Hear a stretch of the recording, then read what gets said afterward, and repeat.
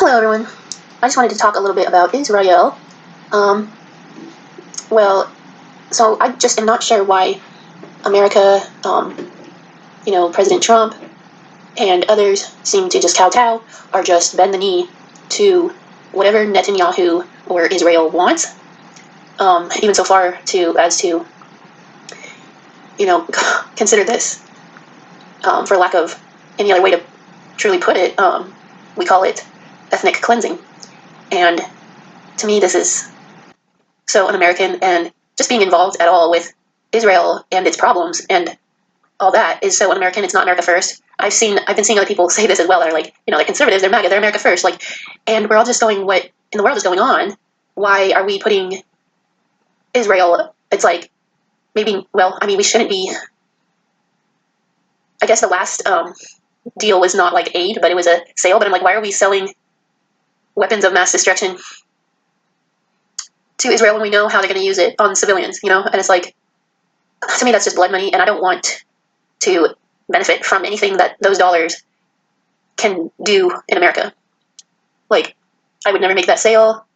I think only American-made weapons and stuff should only be not meant to, sell for other people's wars, unless we feel that it is directly endangering American security. But I just truly don't feel that the Israel-Palestinian conflict is like a threat to American security. I don't know. The whole thing it could be really complicated, or at least more complicated than I understand right now. I feel like certain politicians have hinted at or maybe what is the real kind of situation over there, where it's like Israel. They claim Israel is like this Western democracy, and I'm like, well, no, it's not. Netanyahu has been in charge for ever, just the same as Putin. They don't hold regular free and fair elections. They're not democracies. Israel's not a democracy. The IDF targets whoever they want. All their law enforcement just is completely racist. So they have literally created an apartheid society, or how do you say that word? But it's a two-tier society where even before this major conflict, they have always targeted Palestinians. They would just go in and bulldoze down their house, and just with law enforcement, they would, or if the military, for some reason, military personnel was just, if you came into contact with them and you're Palestinian, then they could just bully you, harass you, kill you. There'd be no consequence. You just have no defense. You're not represented by the Israeli government, even though they claim to be the only government in the area. But they just want Palestinians to leave. They don't want to represent them. They don't want to include them, even though they're the invaders, colonizers. I don't know. I forgot her name. What is it? Nikki Haley. She was saying if Israel, if we don't defend Israel, the whole Middle East will just be this war mongering, just a whole united army with nuclear weapons that's just out to destroy the West. And I couldn't disagree anymore. I think that it's actually Israel has been driving America's foreign policy for decades, if not basically a century or something. But yeah, they've been driving our foreign policy. I feel that's why we have these endless, nonsensical, pointless, meaningless wars in the Middle East. During the Bush administration, because Israel just wants unrest in the Middle East. I'm not sure why, but I think that's one of their goals. Basically, Israel hates everyone but themselves. They want to destroy everybody but what they consider to be Jewish people, I think. And Israeli, I don't know. I think they're the same thing, but yeah, you get my point.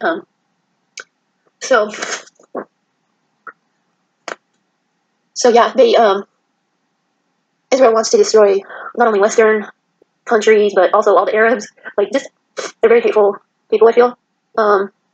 I'm just not sure why America seems to kowtow to them. We're the strongest military and country, well, especially military, in the world, especially compared to a teeny country like Israel that apparently can't even, win any kind of major conflict without American help and aid and weapons. And so I'm like, why are we, why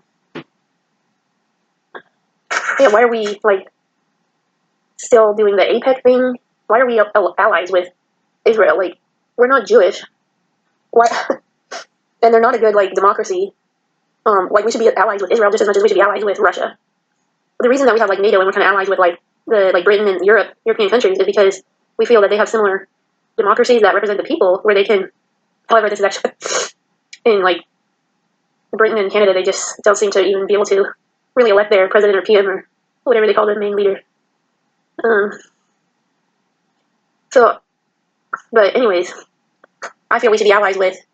I mean, is it a religious thing? We just think, oh, they're Jewish, so like to me, the Jews are just as close to Western culture as the Arabs are. You know, I don't know. Anyway, so like we need to get rid of APEC. We need to stop selling weapons of mass destruction to Israel. Stop giving aid to Israel, and stop taking away our freedom of speech in America by saying, oh, you can't like criticize Israel. Like, I'm sorry, but hate speech is not like a thing. Like, even if you are being like hateful of Jews and anti-Semitic and all that, blah blah blah, like it's not punishable by law according to the Constitution. Like you should be able to say those things even if they're racist, even if they're not nice, even if they're hurtful. That's just what our Constitution says. It's freedom of speech, and you can even burn American flags under the protection of freedom of speech, which I think is ludicrous. I cannot believe that. Oh, you can't even criticize basically Israel or Jewish people, but you can burn. Okay, you can't criticize Israel, a foreign country, with your just words, but you can actually burn the American flag on American soil. Like, how does that make sense? Doesn't make sense to me. Anyway, so I'm just wondering, why doesn't Trump just propose, oh, we can relocate the Jews or the Israelis instead of who's only, lots of them like haven't even been there their whole lives, like their parents haven't even been there or weren't born there. Like, it's ridiculous. The country hasn't even, the fake country hasn't even claimed to exist for like more than a century or so.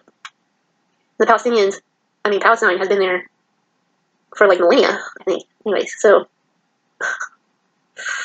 I mean, I guess, there's this phrase like all's fair in love and war. I don't really believe all's fair in love, but I mean, when it comes to war, which is the opposite of love, if there's a stronger nation and they're just like, we're taking your country, we're taking your land, and we have the ability to do it, so there's nothing, doesn't matter if it's right or wrong, good or bad, this is what's happening. And then it's like, okay, well, there's nothing, it's kind of like, well, they wanted this, and they fought for it, and they won, and they got it. If that was even the case with Israel and Palestine, one could maybe be like, all right, that this is what they wanted to do, they, it did it, they turned out to be the stronger force, it was a fair fight, and they won. But having America back them up, that's not a fair fight.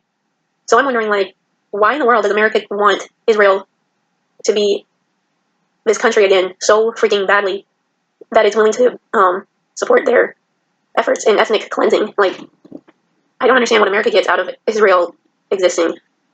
Because I know that, Zionists, and I mean, Israel's America's worst enemy, and we're like their best friend. And how does it make any sense for Trump to give Netanyahu